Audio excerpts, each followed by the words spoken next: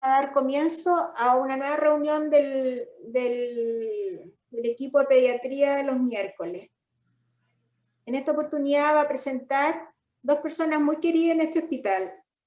Va a presentar la doctora Patricia Carrera, becada de tercer año de pediatría. ¿Me equivoco, Pati? ¿Tercero ya? Tercer año de pediatría, que la va a acompañar atrás como backup la doctora Patricia Verdugo, una hematóloga de excelencia que tenemos en el hospital.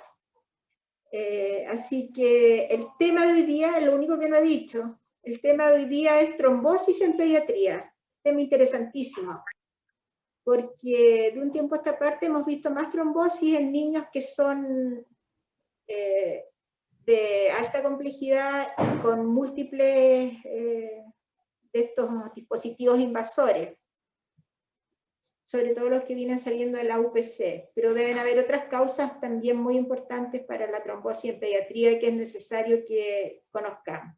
Así que, Pati, adelante. Pati Carrera, adelante. ¿Tú vas a compartir pantalla? ¿Quién le comparte ya? Cata.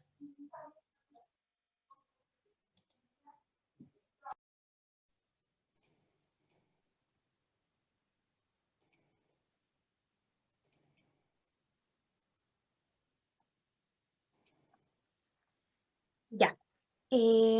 Bueno, buenos días. Voy a iniciar con la reunión clínica del día de hoy. Como bien lo dijo la doctora Guerrero, el tema es trombosis en pediatría.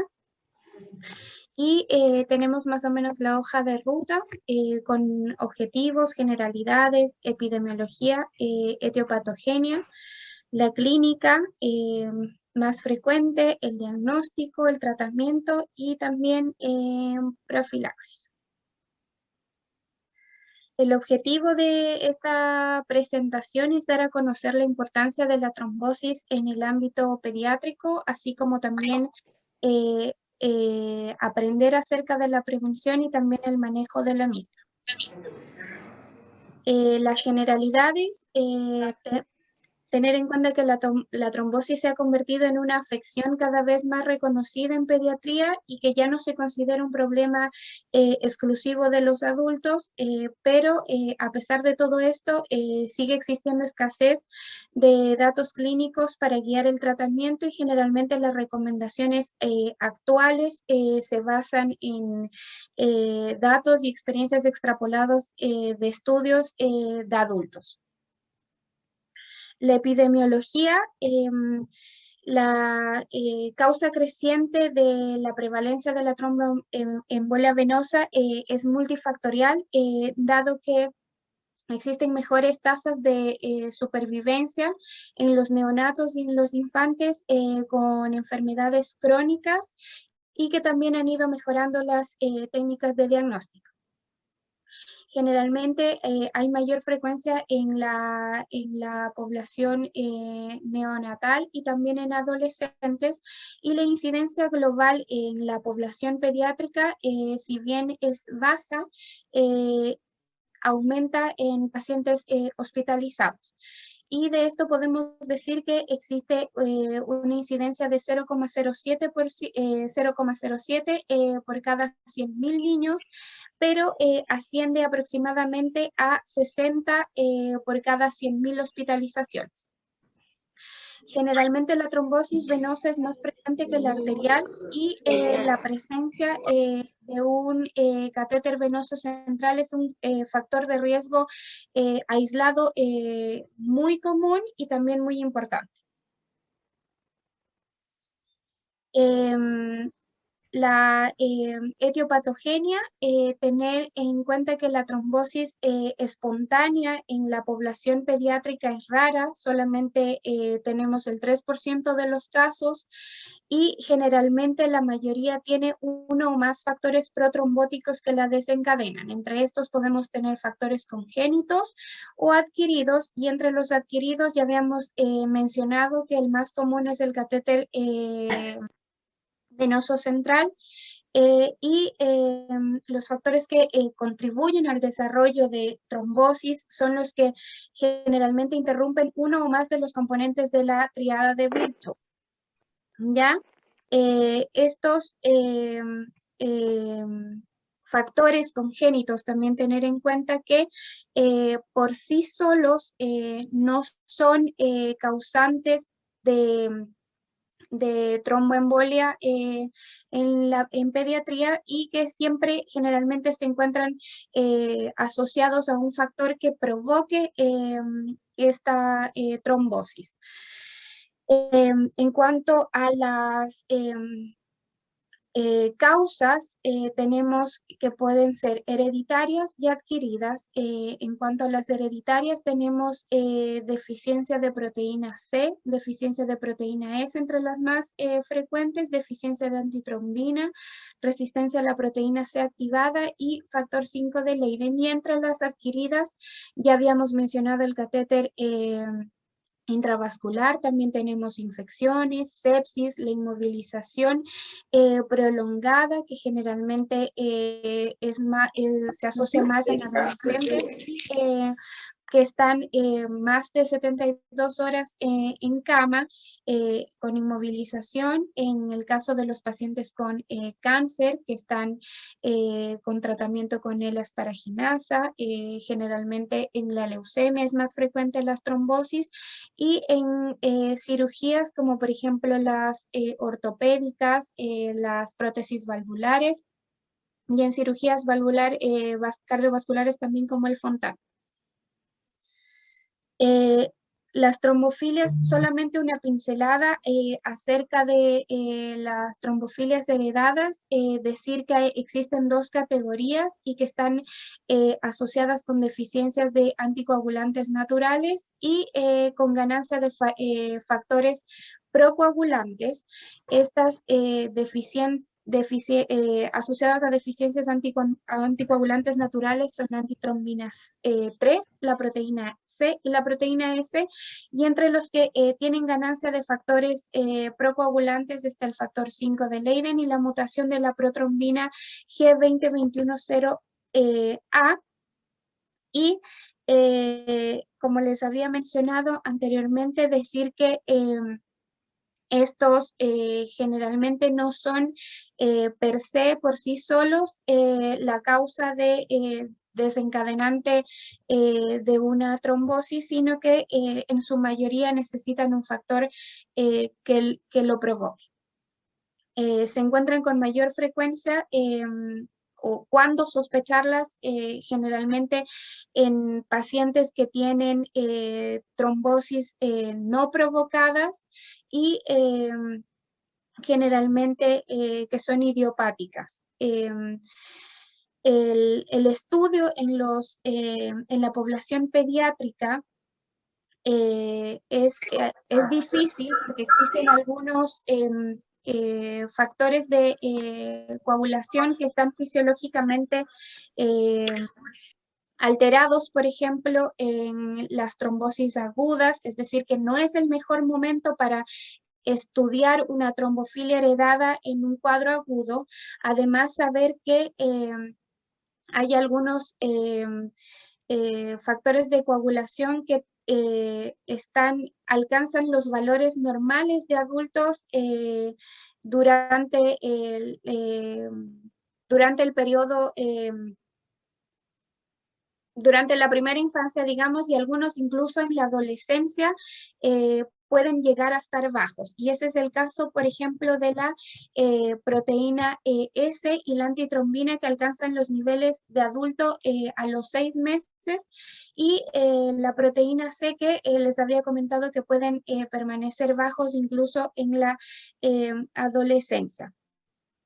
Tener presente también que identificar la presencia de una trombofilia heredada o diagnosticar una trombofilia heredada no va a influir en el manejo agudo del paciente, pero sí nos va a ayudar en el caso de prevenir quizás una trombosis recurrente. La clínica, esta refleja la ubicación, la cronicidad del trombo y el grado de oclusión de los vasos.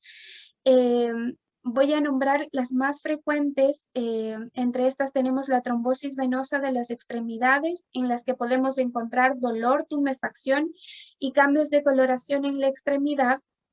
Generalmente cuando están asociados a catéter venoso central, inician con disfunción del catéter venoso central, y si es que se presentan en las extremidades superiores, podemos tener síndrome de vena cava superior.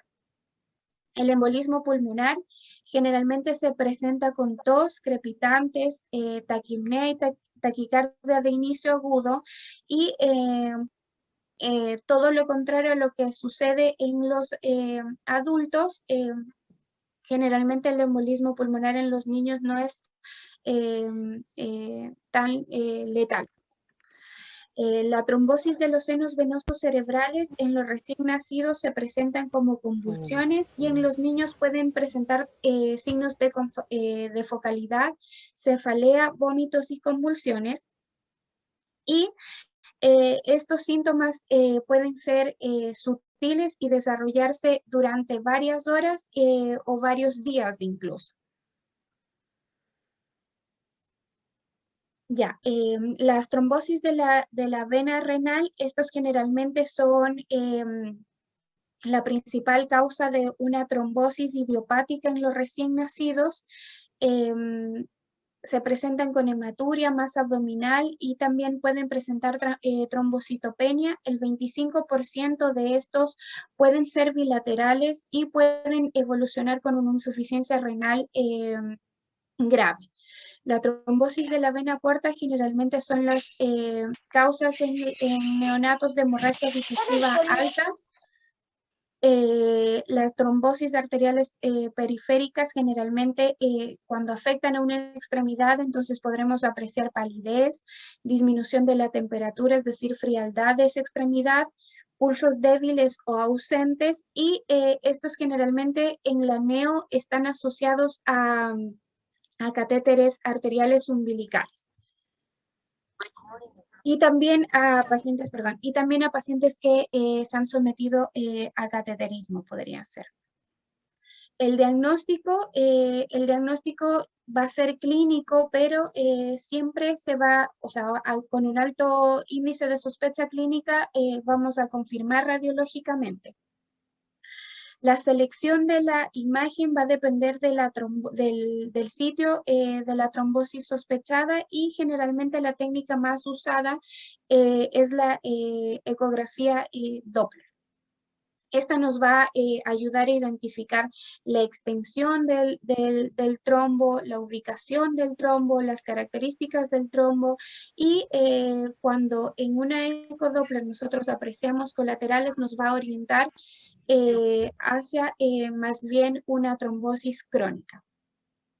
Sin embargo, tiene algunas limitantes, y esas limitantes son para poder diagnosticar o identificar trombosis en las venas pélvicas o abdominales profundas, en las venas centrales de extremidades superiores, y también en la sinovenosa cerebral, en la que preferimos utilizar la tomografía computarizada con contraste, o la venografía con resonancia magnética. Y obviamente la angio-TAC es la de primera línea para el diagnóstico de embolia pulmonar.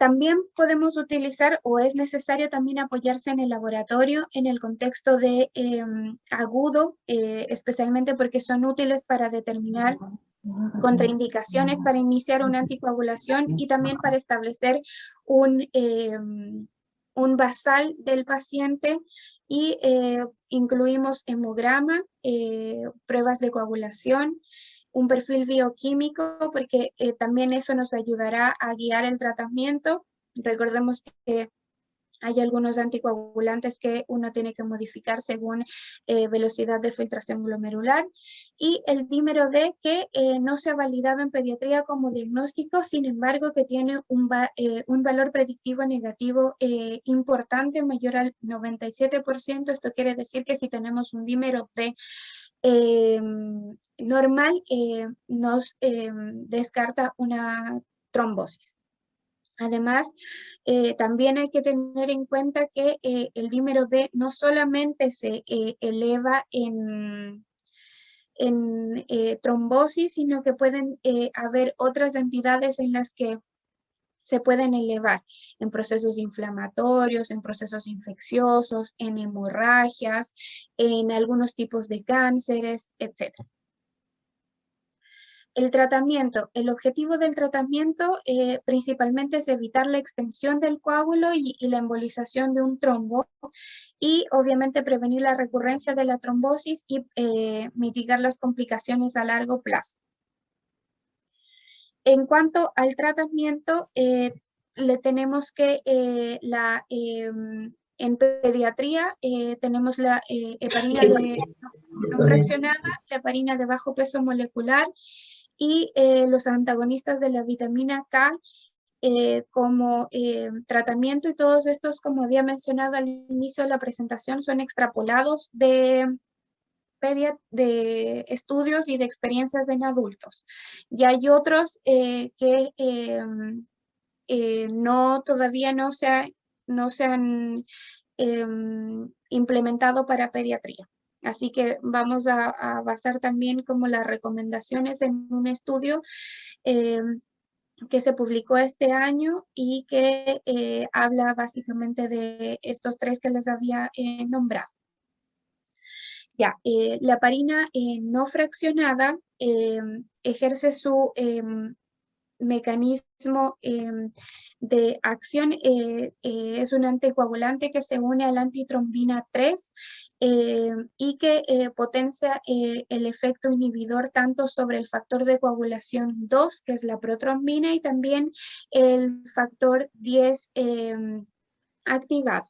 Este se administra en infusión continua con una dosis de carga de 75 a 100 unidades por kilo durante 10 minutos y la dosis de mantenimiento va a ser diferenciada para un niño menor de 1 año, 28 unidades por kilo hora, y en mayores de 1 año, 20 unidades por kilo hora. El objetivo de anticoagulación se va a medir con el antifactor 10 activado, y este va a ser de 0,35 a 0,7 ml y que es equivalente a 60-80 segundos de TTPA. Esto se va a medir generalmente 4 a 6 horas después del bolo y cada 4 a 6 horas hasta alcanzar un rango terapéutico. Y este bolo inicial se debe omitir en neonatos y en pacientes que tengan alto riesgo de hemorragia. Este es un anticoagulante de elección en casos de que uno quiera una reversión rápida, ya que tiene una vida media de 30 minutos y que su agente de reversión es el sulfato de protamina, y que una unidad, tenemos que tener en cuenta que una unidad de protamina, 1 miligramo, perdón, de protamina va a revertir 100 unidades de heparina no fraccionada. Y también hay que tener en cuenta que este fármaco tiene algunas desventajas, y es que tiene una farmacocinética impredecible, que tenemos generalmente dificultades para obtener niveles terapéuticos estables. Sin embargo, también es preferida en casos de insuficiencia renal, ya que su metabolismo es básicamente en el sistema retículo endotelial y también en el hígado. Y como complicaciones importantes del uso de heparina no fraccionada tenemos la alta incidencia, sobre todo en adultos, de osteoporosis, y en niños la verdad es que se han encontrado y se han descrito varios casos, pero de osteopenia. Y la trombocitopenia inducida por heparina no fraccionada que también es importante, tenemos que hay una caída en el recuento de plaquetas mayor al 50% desde el valor inicial. Esto generalmente es por consumo de plaquetas y también por la rápida eliminación de las mismas. Y el tratamiento es la interrupción de, obviamente, de la heparina y tratar de no usarla allí, usar anticoagulación con inhibidores directos de la trombina. En el caso de la heparina de bajo peso molecular, podemos decir que la enoxaparina es la más utilizada. Esta tiene una vida media un poco más larga, de 3 a 6 horas, y esta sí debe ajustarse la dosis en caso de insuficiencia renal. Se administra por vía subcutánea y generalmente para una trombosis aguda la recomendación es que se administre 2 veces al día y hace la diferencia entre menores de 2 meses y mayores de 2 meses en los que tenemos 1.5 miligramos por kilo dosis y 1 miligramo por kilo dosis respectivamente. La heparina de bajo peso molecular inhibe el factor 10 activado de una forma más selectiva que la trombina y el rango terapéutico es de un antifactor 10 entre 0,5 a 1 unidad por ml. Esta, asimismo, debe ser medida a partir de la segunda o tercera dosis y a las 4 a 6 horas de administrada la enoxaparina y se va a controlar hasta obtener rango terapéutico.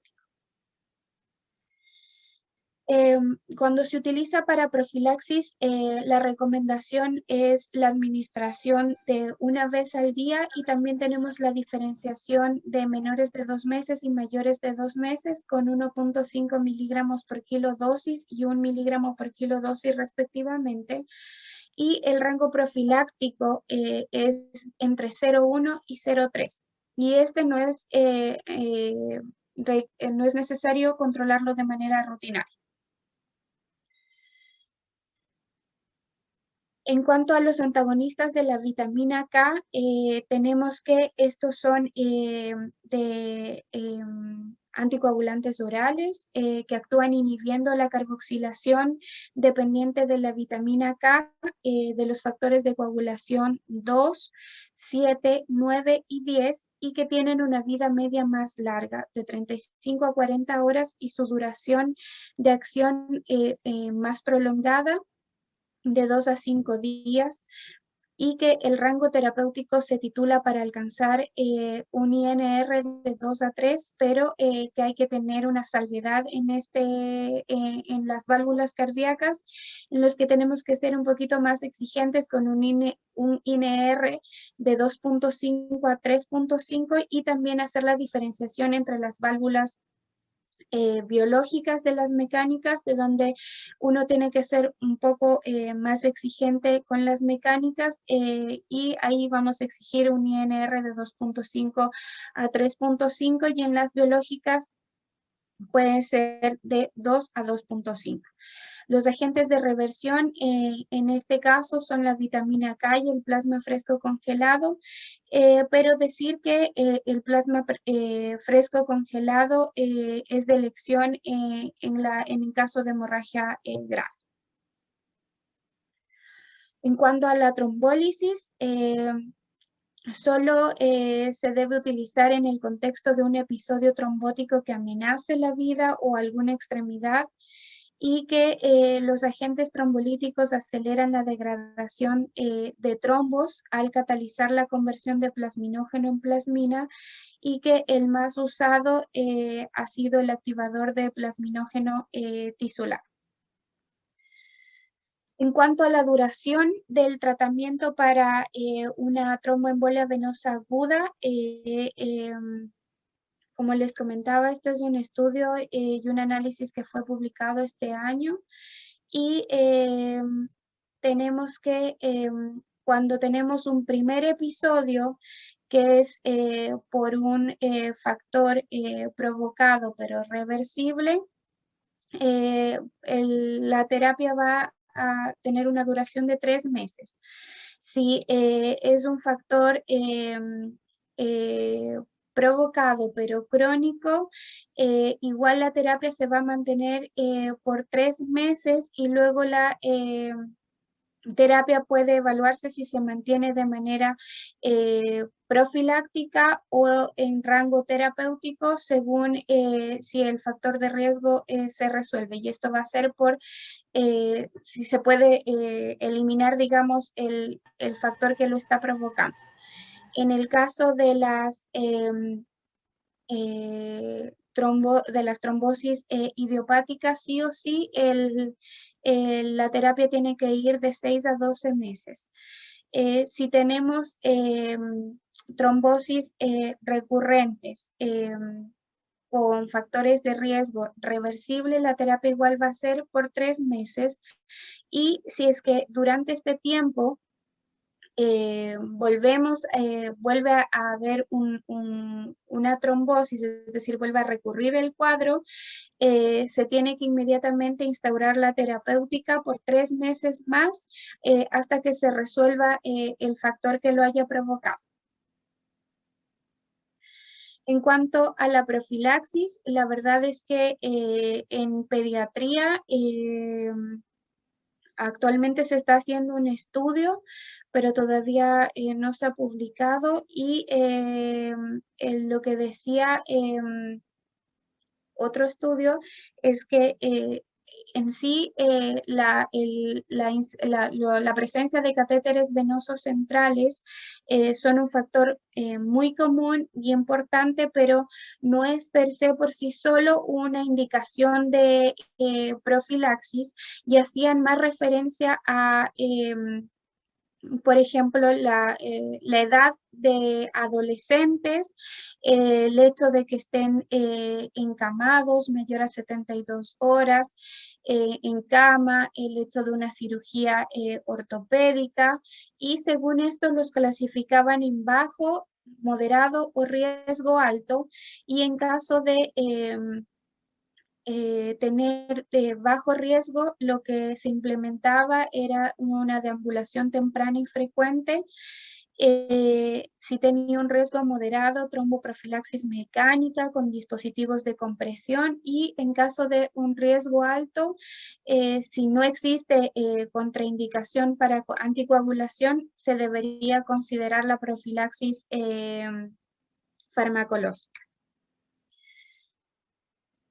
A manera de conclusiones, la trombosis se ha convertido en un problema ampliamente conocido en pediatría, especialmente en el ámbito hospitalario. Los factores de riesgo asociados en su mayoría son prevenibles y es importante saber identificar los signos y síntomas clínicos para un manejo oportuno, porque, por ejemplo, en la tromboembolia pulmonar en pediatría, la verdad es que puede pasar desapercibida o incluso puede simular con la presencia de crepitantes, sibilancias, otros cuadros agudos, y el tratamiento, pese a ser extrapolado de estudios de adultos, la verdad es que ha sido efectivo.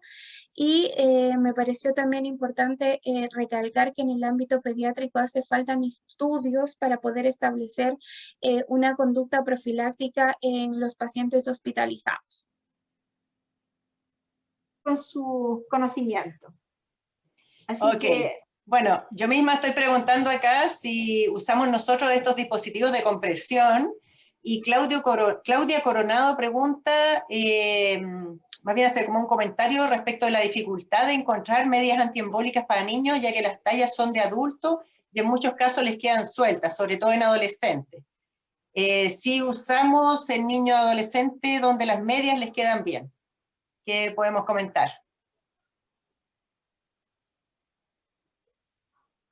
Ya, bueno, yo no he visto, por lo menos en nuestro hospital, sobre todo en niños en edad, en lactantes, por ejemplo, en escolares, como bien decían, las medias generalmente están dadas para adultos, así que yo no he visto que en el hospital la utilicen en pequeños, y la verdad es que tampoco en niños grandes, en adolescentes.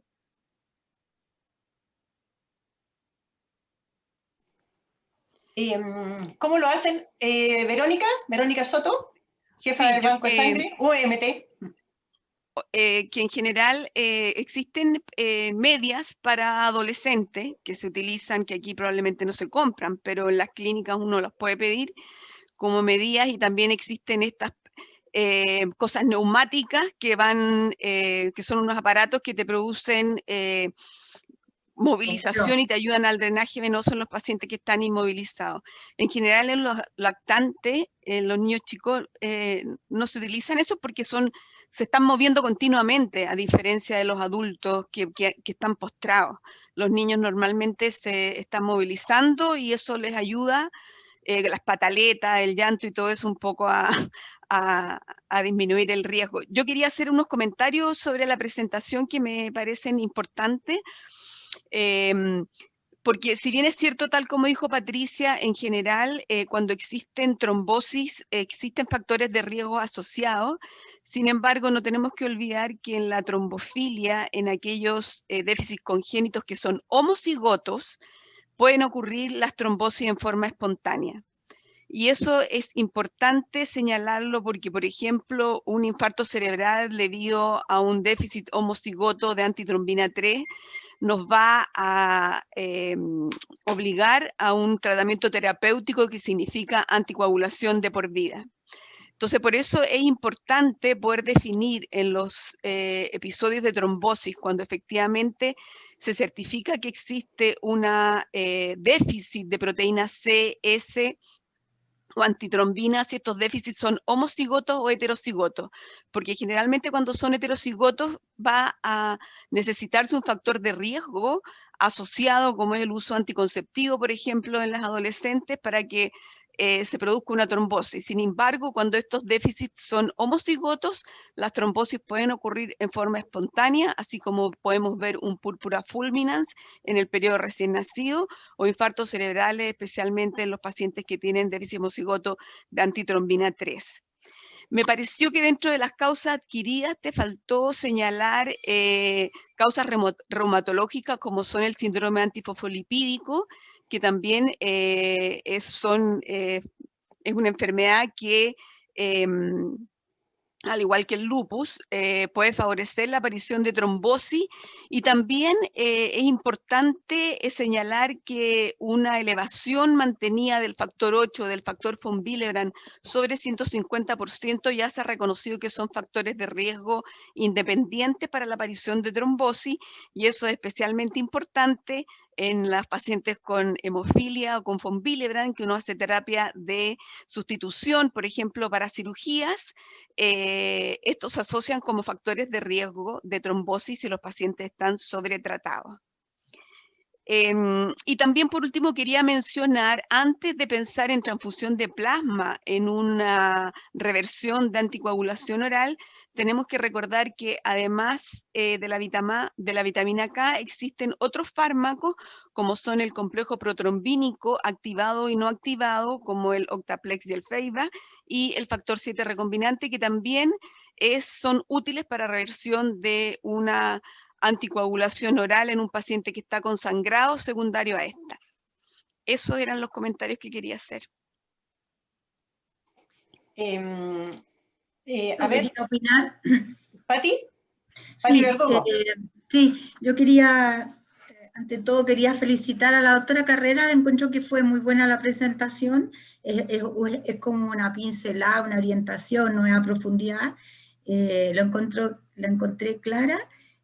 Con respecto al uso de medias, yo creo que es importante que empecemos a considerar el tenerlo en el hospital, porque ahora mismo, por ejemplo, ha cambiado un poco los pacientes con respecto ahora este año en relación a COVID, hemos tenido un poco más pacientes que se asemejan a adultos. De hecho, hemos tenido niños obesos que han estado, que van a estar, digamos, acostados con pacientes con neumonía COVID y sobre 100 kilos.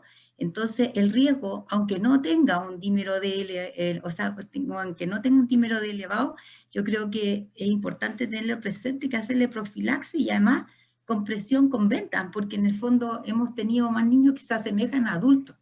Entonces, yo creo que tenemos que considerarlo, como decía la Coca, quizás por media, porque va a ser más difícil tener estos aparatos mecánicos que bombean. Pero yo creo que es importante, no solo dejarlo profilaxis con medicamentos, sino también con medidas compresivas. Y con respecto al otro que la doctora Carrera habló de la profilaxia en general, no hacemos de rutina el control de antifactor, pero hay que tenerlo presente en los lactantes chicos, en los niños obesos y en los pacientes con problemas renales. Yo creo que ahí sí que se debe hacer un control de antifactor en la profilaxis. Oye, la misma Claudia Coronado menciona que en la UPC tienen medias y que se las han puesto a algunos niños, ¿ya? De todas maneras, probablemente son para niños más grandes, ¿verdad? Ella pregunta, dice, yo desconozco si un Tubigrip ajustado más venda por sobre será igual de útil. Nosotros utilizamos harto el Tubigrip como medida compresiva en los pacientes con hemofilia que tienen cuadros de hemartrosis y hematoma. Y en realidad no es bastante útil, pero lo utilizamos más bien con un fin de inmovilización para disminuir el dolor. No sé si servirá como una medida, como pueden ser las medias. Yo quería... ¿Beno? Mi duda es que... A ver, espérense, chiquillos, perdón, doctores y enfermeras, o todos los que estén, vamos a ir dando la palabra, ¿ya? Beno, después Daniela Cortés. Sí, que comentar que las medidas están estandarizadas para dar una determinada presión. En cambio, el Tubigrip no está hecho para eso y no está hecho para una determinada compresión a nivel de las venas, y por lo tanto nosotros sabemos que se miden DEN, ¿no es cierto? Las compresiones entre 40 y 70 sería lo útil como para mejorar, por ejemplo, y para disminuir la posibilidad de trombosis, para mejorar una compresión, pero en forma pareja. El Tubigrip no te da una compresión en forma pareja, y la verdad las cosas es que es una cosa bien artesanal que con cada Tubigrip va a dar una presión probablemente distinta. Eso. ¿Daniela? No, yo iba a decir lo mismo que el Beno. Ah, bueno, ya, estaban coordinados. Ya, por aquí Carolina Rendis dice, la profilaxis en pacientes con catéter venoso central de larga duración, por ejemplo para alimentación parenteral prolongada, que ya tuvieron un episodio de trombosis, ¿estaría en la categoría de alto riesgo? Sí, ahí se lo hemos dejado. Los pacientes que tenemos problemas con la vía, sobre todo estos niños que están con alimentación parenteral y que tienden a trombosarse el lugar donde tú coloques el catéter, hemos dejado profilaxis con heparina bajo peso molecular, para mantener la vía y no tener que estar colocándose y yendo a pabellón. Ya. En cuanto a Claudia Zúñiga pregunta, en cuanto a trombosis y COVID, sobre todo PIMS, ¿se utiliza o está indicado algún tipo de profilaxis? Sí, o sea, lo que pasa es que el PIMS tiene protocolos bastante establecidos, que en el fondo si hay fenómeno inflamatorio con alteración de inflamatorios del laboratorio y cuadro clínico compatible, y tenemos un dímero D sobre 1500, tiene indicación de dejarle profilaxis con heparina bajo peso molecular cada 24 horas. Ahora, con respecto a COVID, no habíamos tenido como este año, que hemos tenido patología, como les acabo de decir, niños con neumonía asociado a COVID, como lo agudo, digamos. Entonces, eso no tiene indicación de hacer profilaxis, a menos que el paciente tenga riesgo de trombosis per se. O sea, niños que están obesos, que van a estar postrados, que a veces son niños que tienen prediabetes, hipilipidemia, exacto. Entonces, en ese caso es como discusión caso a caso en cuáles lo hemos dejado. Hemos tenido niños que tienen más de 100 kilos con una neumonía COVID. Entonces, en esos pacientes, aunque no tengan el dímero D elevado, le hemos dejado igual profilaxis con Clexane. Sí. Ok, acá de la UPGA dicen, solo para precisar el valor del rango profiláctico al usar heparina de bajo peso molecular, teníamos incorporado de 0,3 a 0,5, o es de 0,1 a 0,3? que en este estudio la verdad es que pusieron como rango el que yo había nombrado, pero en el hospital se sigue, no sé, doctora, se sigue manejando el que teníamos entendido, de 0,3 a 0,5. Sí. Ok, la doctora Ana Olave quiere hacer una pregunta o un comentario. Sí, mira, en realidad el año pasado como hubieron actos sospechas y nos volvió un poquito loco el dímero D y actuábamos rápido. Usábamos anticoagulante en saparina. Oye, ¿qué tal en el stock? ¿Hay algún déficit de producto? Porque a nosotros nos han avisado que está un poco complicada el abastecimiento. No sé cómo están ustedes. ¿Alguien puede responder eso? ¿Hemos tenido alguna dificultad? No hemos tenido, ¿No? no hemos tenido problemas de stock. Es que estamos más cerca de donde llegan Bueno. probablemente. Paulina, ¿tú quieres hacer alguna pregunta? No, entre pregunta y comentario, porque me llamó la atención el rango de profilaxis que nombró la Patti, entre paréntesis, hasta donde alcancé a llegar, me pareció interesante la presentación, porque en mi cabeza todavía funcionó como los valores que aprendí de cada de 0,5 a 0,7 o de 0,3 a 0,5.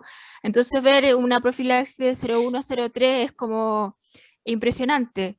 Y lo otro, lo que comentó la doctora Rendich, es el uso de heparina en niños con nutrición parenteral prolongada. En realidad, aparte de la profilaxis para evitar que las venas grandes se tapen, que son nuestras venas para tratarlo, dentro de los protocolos de manejo de nutrición parenteral prolongada en hospitales, si no me equivoco, como el San Borja, que tienen más experiencia, la utilizan. Viene como dentro de el tratamiento. ¿Ya? ¿Tiene un comentario? ¿Verónica? Sí, yo quería hacer un comentario respecto a lo que dice la Paulina. Lo que pasa es que en la población pediátrica no existen estudios que muestren evidencia que el rango terapéutico y el rango de profilaxis es en los valores que están establecidos. Por lo tanto, existen muchos países y muchas guías en que el rango profiláctico, el rango terapéutico está más o menos bien establecido, pero el rango profiláctico es aún menos preciso y, por ejemplo, los británicos utilizan rango de 0,2 a 0,4. Y hay otros, y hay muchos estudios que lo establecen en rango de 0,1 a 0,4. Entonces, yo creo que también esta sería una oportunidad para que revisáramos ese tema y quizás deberíamos cambiar el rango del laboratorio, porque como muchas veces, a pesar de todo, se hace control de antifactor 10, un poco se obsesiona uno tratando de alcanzar el rango y modifica las dosis, a lo mejor sin ser necesario. Así que yo creo que sería una oportunidad como para poder evaluar eso y ver si podemos cambiar el rango en el laboratorio. ¿Alguien quiere hacer alguna pregunta? ¿No? Entonces yo voy a hacer una. ¿Qué pasa con los pacientes afrodescendientes y las trombosis? ¿Hemos tenido pacientes con trombosis? ¿O accidentes vasculares? ¿Trombosis del vaso, etcétera? Pauli, está ahí muteada. El audio, Paulina. Pauli. El audio, Paulina. Sí. No se te escucha. ¿Ahora sí? Sí. Sí, ya.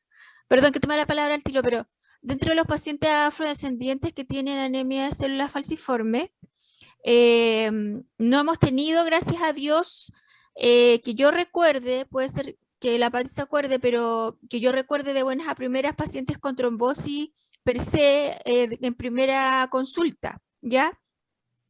Las hospitalizaciones en general han sido por episodios de dolor que se van alargando en su evolución, episodios de neumonía, donde se ha hecho el diagnóstico, por ejemplo, de la anemia celular falciforme, y episodios que plantean el diagnóstico diferencial de un síndrome tórax agudo, que es un cuadro grave dentro de la enfermedad, ¿ya?